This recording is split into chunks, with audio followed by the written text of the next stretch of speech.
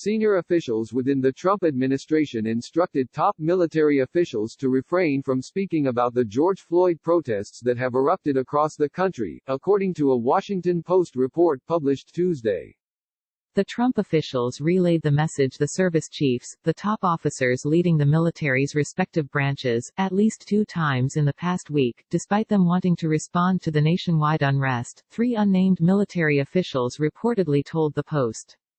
Defense Secretary Mark Esper, who on a Monday conference call with state governors described the rioting as a battlespace that required to be dominated, reportedly wanted to broach the subject first, the Post reported.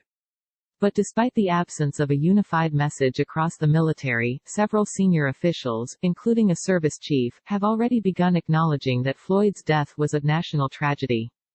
I think there is a question about how and when, and at what level, the department should weigh into what has become a highly charged emotional and political issue, one military official said to the Post.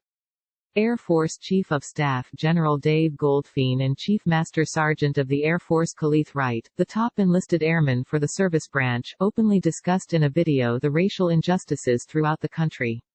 The candid discussion was prompted after Wright, who is black, wrote a Facebook post titled, "I am George Floyd," in which he explained that his greatest fear was waking up to a report that one of our black airmen has died at the hands of a white police officer.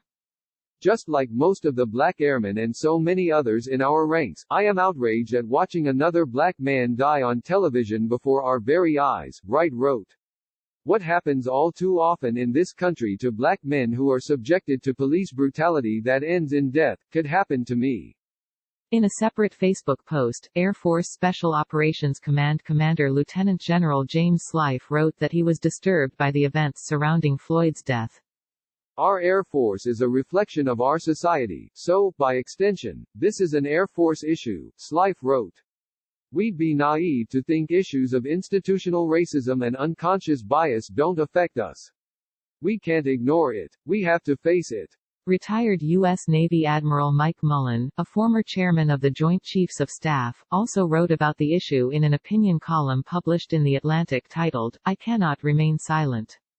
As a white man, I cannot claim perfect understanding of the fear and anger that African Americans feel today, Mullen said.